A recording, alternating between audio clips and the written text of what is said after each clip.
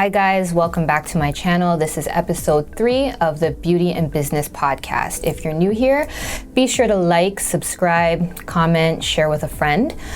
Today's guest is a friend of mine, Tramline Cato. She's here today. She's going to talk about her entrepreneurship journey as well as being a single mom. And I hope you guys are excited as I am. Hi Tramline, thanks for joining me today. Hello. It's good to see you. Likewise. So let's get right into it. I want you to tell us about a little bit who you are and what you do, a little bit about your businesses that you have going on. Okay.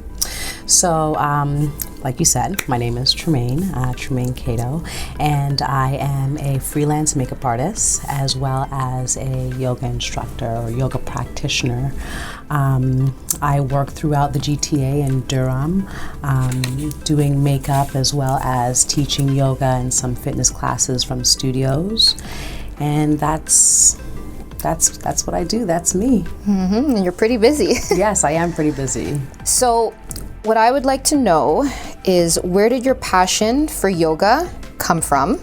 And what kind of inspired you to become a yoga instructor? Because I mean, being a yoga instructor is a lot more different than just somebody who's taking yoga classes. Correct. What made you want to become a yoga instructor?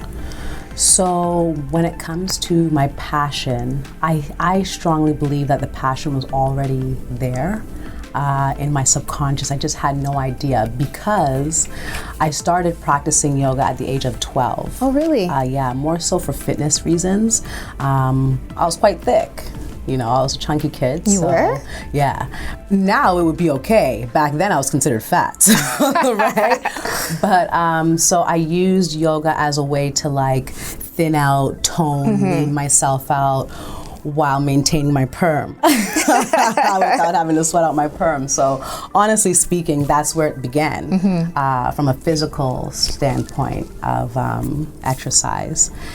And then my passion to become an instructor, I think I was more so inspired by the teachers who taught me, being in their classes. Back then we used VHS and CDs, so I would often put on a VHS of some of my favorite yoga instructors, I'd say like famous yoga instructors, and I'd practice through them. And it's through them and going through studios where I got inspired for my own self journey to take the plunge and become a yoga instructor. Wow, that's really great. And how would you say that yoga affects like the mind, the body, the spirit? So I would say instead of the word affects, I would use the word transcends, because it's more of a spiritual awakening from the body into the body. I think that it starts off definitely as a physical practice, but through that physical practice, you're able to open up energy pathways, you're able to open up, you know, the mind, align chakras, breathe, get connected to the present moment. So it's not just your regular exercise, it's more about the mind, body, and the connection into the soul. Yeah. Yeah. That's good. It's deep stuff, man. I can bet. It sounds like it. And This is all new to me. It's great because they have different styles of yoga. So I think that... Yeah, because I also see that you offer the prenatal yoga. Exactly. So it caters to everybody and every body, you know, whether you're pregnant, if you like a hot yoga style, if you're more into a restoration where you just want to relax, or if you want to have a slow flow. So it's even if you want to have like a power yoga and you want to sweat, there's different styles of yoga. So I think it can be for everyone. Wow, that's good. Yeah. And you're also a makeup artist. Yes. How did you get into that? So I was such a tomboy in high school. In grade 12, I had like no idea what I was going to do. Really? Absolutely none. Wow. And I'm pretty sure a lot of people thought that I would do like, you know, some sort of like engineering. Were you into like sports and stuff? Like when you said you were a tomboy, were you into sports? Very much so. I was into basketball mostly, and tennis. And so I think a lot of people thought that I would go into maybe like a sports field or like a trade of some sort. But, you know, one day I was just looking through a magazine and I saw a beautiful black girl and I'm like, you know what? I think I'm going to go into more of a creative field, you know, more so makeup. And, you know, speaking to my parents, they're like, are you sure you want to do that? You know, are you sure you want, you know, what's the future hold for that? Yeah. You know? Is there money in that? Exactly. Yeah. And I'm like, you know what, what do I have to lose? Yeah. I'm still at home. So if anything, you guys are just going to have to put up with me for a couple more years. Yeah. So I decided to go to Sheridan College, and that's where I got my diploma for cosmetics and skincare. And from then on, I realized that it was good for me. You know, it was a good fit for me. It opened up my creativity. And you're a very artistic person. I am. Yeah. I really am. So it was perfect. Yeah. Yeah. And what would you say made you decide to become an entrepreneur? Because I mean, between yoga and makeup, those are two things that you kind of do for yourself. It's like your two businesses, basically. Right. My two babies. Exactly. So what made you decide to become an entrepreneur? I'm going to do my yoga and my makeup. These are going to be my businesses. This is going to be my thing. I was inspired by people who were doing it, and not just makeup or yoga, but just doing their own business. And I was sick and tired of working at the bank. Not that I didn't like the people or the customers, I just didn't like the routine. How many times can I pay a Visa? How many times can I get up and give you cash? Like, give me something new to work with. Or cash a check. Give me something new to work with. I felt like my creativity was stagnant. I felt mundane, just stuck. And Like you couldn't grow. Exactly. Yeah. Well, I could grow, but I'd be growing with them. Yeah. In their vision, with their company. Meanwhile, my creativity and what I want to do in my dreams are suffering almost. So, you know, that's what really made me want to push to do my own thing. And it just happened. You know, one day I got into a little bit of a debate with my manager in the back room, and I just said I quit. Just like that? Whoop. I couldn't take it back. I'm like, oh shit, what did I just do? And she's like, are you sure? She's like, you know what, she's very sweet. She's like, I'm gonna give you 24 hours to think about it and come back tomorrow and, you know, let me know. And I'm like, okay. And I went home and I'm like, and I spoke to my mom, but this has been something that was always on my mind, you know? I spoke to my mom, I spoke to my partner at the time, and he was just like, don't worry about it, you know? Like, do your thing, and I got you just in case. And I went back the next day with a letter. I'm like, no, seriously, I quit. I'm done. Yeah. Done. Done like dinner. Done like dinner. And yeah, that's, from there on it was, and you know, last point, not that I want to talk about it too much, but when you choose to bet on yourself and step into the fear, that's when multiple doors start opening in your favor. Exactly. And I'm sure that you walking out of the bank that day that you said you quit, you probably felt like a sigh of relief, almost, like, you know? Yes, a sigh of relief and a little bit of fear for the uncertainty that was to come. Yeah, which is normal. Which is normal because you're going from something so certain to uncertainty. Yep. But within that uncertainty, a lot of doors unraveled and opened for me. So in hindsight, I would do it again. Yeah. Absolutely. That's good. Now, you're also a mom. Yes. So a beautiful little boy. Thank you. How do you juggle your work and life and mom balance? Like, it's a challenge for sure. It's definitely an obstacle. I think that for the two of us, I try to stress to him that we're a team. So we can't slack, you know? You have to pull your weight, I have to pull my weight. And that seems to be quite helpful. As well as like having support around me to help me when I'm working late or, you know, when I need help with Christian to pick him up or to watch him for the weekend or what have you.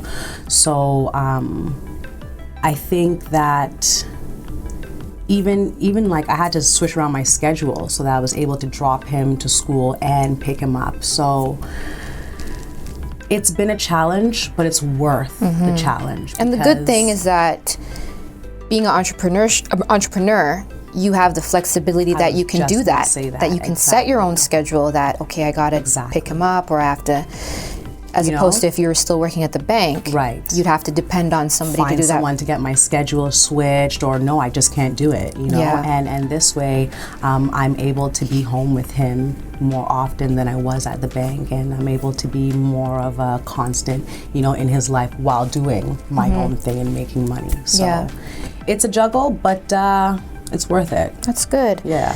Now, tell us about being a boy mom in today's world, and what are some of the things that you try to teach or instill in your son? So we have, we've had a lot of obstacles, you know, just the labels, the targets that, you know, come with having a black boy. Yeah. There's already 2 strikes against him before he even says anything. So that's definitely one thing that I instill in him. And with that being said, education for me is very important, because those 2 strikes may be against you, but education is your weapon. I'm not a dummy. Right. I don't raise dummies. So education is definitely key, and he's extremely smart.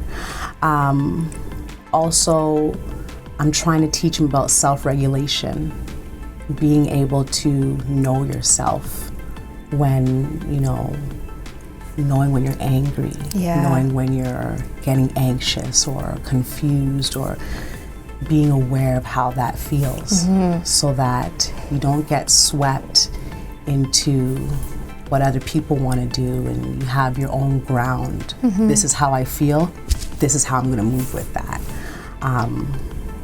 I tell him I don't raise sheep. I'm very real. He's only 8, but I'm very real with him. Yeah. You know, I don't raise sheep. And he's like, oh, what's sheep? I'm like, sheep are people, they follow. You know, I don't raise followers, I raise leaders. So if you're going to do something, you're going to do it, and you're going to lead. And then the last thing, because like being a yoga instructor, like I have a whole bunch of stuff that I tell him a day. I'm sure he's annoyed by the things that I tell him daily, but the last one is compassion. I do want him to grow up being a black boy that's not afraid to cry. Yeah. Not afraid to say, I'm sorry. You know, my bad, I did wrong. So, and it's a challenge, like I say, with all of the questions that you've asked me. But I think that so long as I put in the work and the effort, and I lead by example, that he will follow in my place, because I'm all he has. Yeah. And I'm all he has. Yeah. So I do think that as parents, it's important to lead by example, and I only figured that out maybe about 2 years ago. I'm not perfect by any means. So that's what I would say. Yeah, that's good.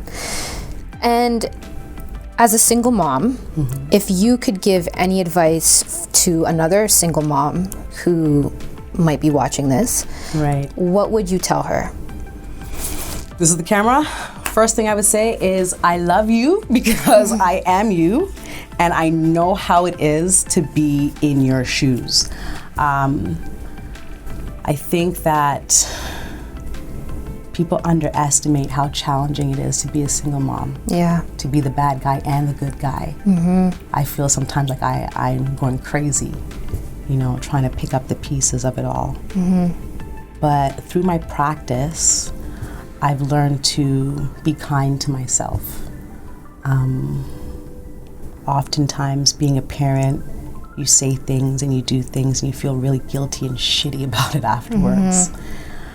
I used to really get down on myself about that, but I've kind of changed that in a way where I can reflect on how I made him feel and how I felt, and change the dialogue, change the way I speak to him, so that I'm not leaving him feeling less than, I'm leaving him feeling empowered and okay about himself, and no, you didn't make the right decision, but it's okay type of thing. So don't be guilty. Don't.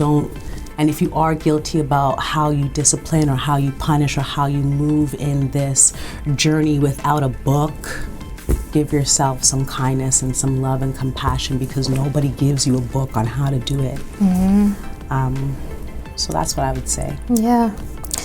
And final question I have for you is, what would you tell your 16-year-old self or your younger self?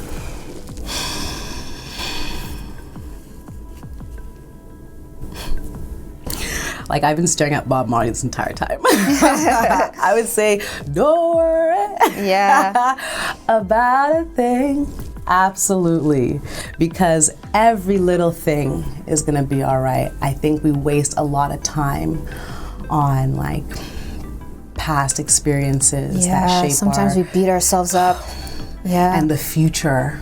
And we rarely allow ourselves to settle in the present moment to really take in all the abundance and the gratitude that's around us. And if I was my younger self, I would say, take that risk. Who gives a fuck about what's gonna happen? Just do it.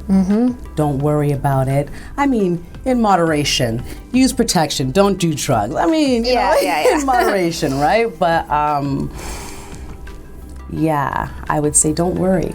You got this. And trust in yourself. Because only you know you. Nobody can tell you about yourself. You know what I mean? So, one word, well, more than one word, but don't worry is what I would say to my younger self. That's a good one. I like that. Right? Yeah. Well, thank you, Tramline. Thank you for coming on. It was a pleasure to have you. Likewise. Tell the viewers where they can find you on Instagram or... Right. So you can follow me on Instagram at Yoga with Tramline. That's my handle, where you'll find my yoga classes, virtual classes, where I am in the GTA, and just like a view of my life, how I live my life. So that's where you'll find me.